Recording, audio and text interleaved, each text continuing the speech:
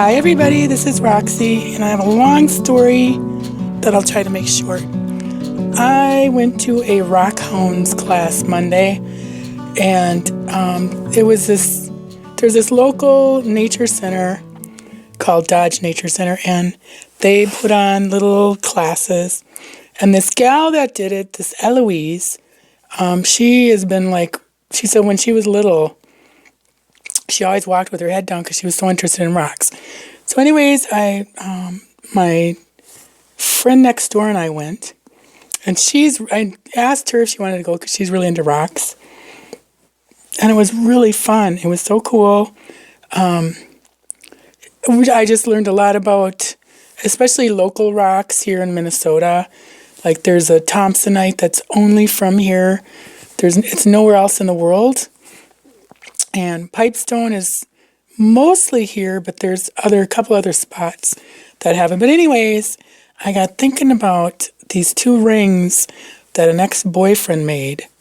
And one was turquoise, and the other one was this kind of pinkish, corally color with a little streaks in it. And I've always wondered what that was. So I was telling Nancy about it, who knows about rocks and has books on them.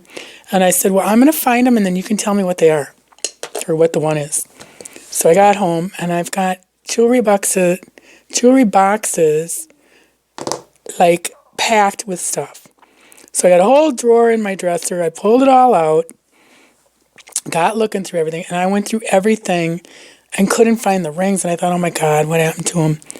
Did they give them away? Did they get stolen? Did whatever? So I was panicking all day and finally found them. So I haven't asked her yet because it got busy.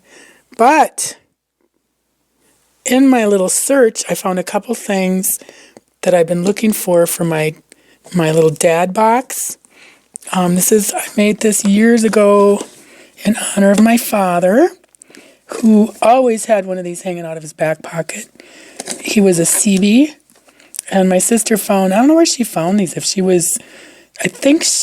know she went to Hawaii, so I don't know if she found them there, but that's just the little CB locket, or not locket, emblem. And then I just used a quote from Mike Rutherford's In the Living Years song, which I love. Did little decorations.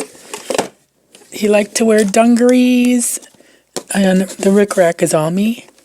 And then I just stamped Dad on there. This is him in his backyard where we all grew up.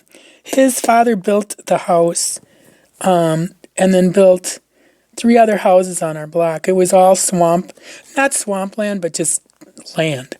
So that's him in his backyard, where I also grew up there, and my siblings and everything.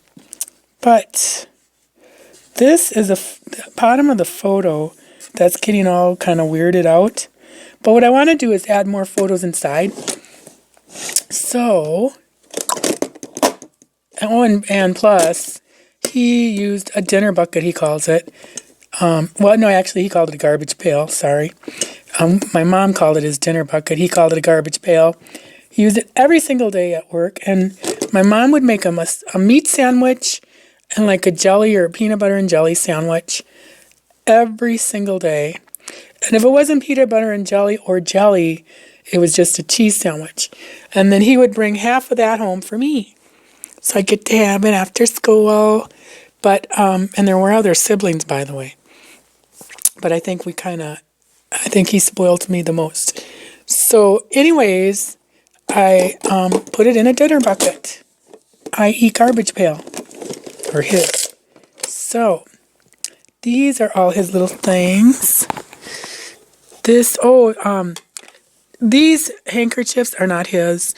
I didn't think to keep one when he passed away. He actually passed away in 1979 when I was just a young girl. And he would be, let me think. He'd be 105 this year. And he was born on Valentine's Day. His middle name is Valentine. Anyways, I didn't have these from him. So guess who gave me his? Scrubby. So these are actually Scrubby's kerchiefs. Isn't that sweet? So, here's one of his handkerchiefs. His regular, he always had a handkerchief, always had a kerchief coming out of his pocket. And this is what I found in my jewelry box. His dog tag. I was thinking that I lost this. I was so worried, so bummed, because I just was beside myself with worry. But the chain is in really good condition still.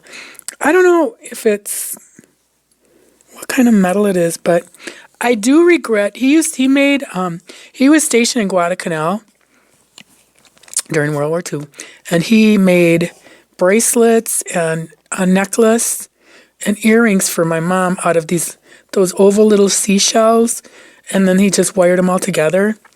When he came back, he brought home a grass skirt and a paper umbrella. And I have the umbrella. I don't know where the grass skirt is. I think my sister probably has it. And we have pictures of him standing there in loincloths. Also, one time I was at my sister-in-law's house, and she had the whole set of Time Life World War II series books, and I saw one on the Pacific Islands. So I pulled it out, and I'm looking through. There are 2 pictures of my dad from when he was in Guadalcanal in the book. So that was kind of a cool find. Anyways, here's one of his t-shirts. It's yellowed over time. I'd like to do something with it, but I just love these t-shirts. He was such a nice man. He was a good guy. So I kept that. And then I kept his, these are for his shoe polish. He polished his Sunday shoes every Sunday before church. His good shoes. And this is his cigarette holder. Lost the D. So that's cool. He used that too. And then he went to drafting school, but ended up working at Northern Pacific Railroad. And he and my girlfriend, Laura, I've talked about her. Her dad, they lived right behind us across the alley. Her dad worked at Great Northern, or Burlington, yeah, Great Northern. So it was kind of a rival. But after work, they'd both go out and they'd meet in the backyard and tease all of us kids. Like tell jokes, and they both were really fun dads.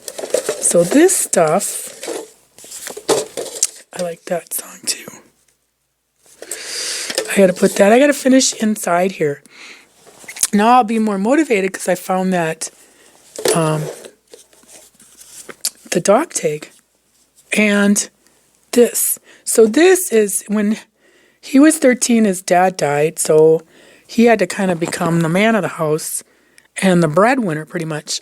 So he had a paper route that when you go through, like this is his route. This was like about probably 2.5 miles from at least 3 miles maybe, from our house, this area. And so he had to walk up there and then walk all over the place. It was a lot. It was a huge route. I tried to map it out, and I want to go drive it once and see.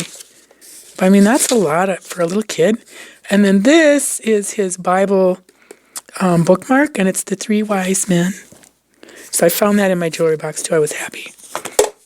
And this is just ephemera I found over the years at antique stores, just to kind of add to it, like a Northern Pacific bar check and train register ticket. And I want to get more, like he used to work at Montgomery Ward's too. And I want to get more of their stuff. Bernice Lemon payment account. Isn't that funny? Little payment stubs. And then this is his book from grade school on hot, dry lands. See how cool. April 29th, 1940. The Bedouin. So I wonder if that's his or my brother's. Yeah, it must be my brother's. So I'll give that to him. because I don't want to keep it with my dad's stuff. But I'll stick it here for now. So that's my little scrapbook, so to speak, of my daddykins. And like I said, I'm gonna do like, I kind of want to line it somehow. But I've got to figure out like with pictures or, you know, something. I don't know. But anyways, I hope you enjoyed it as much as I have curating it. I think it's pretty cool. I love it. And because I love my daddy. So let me know if you've done any kind of offbeat scrapbook like this, or memory box, or whatever. I want to do one on my mom. And of course that will be using like a recipe box. Because she loved cooking and collecting recipes as much as me. I think I came by it honestly there. So thanks for watching. Bye.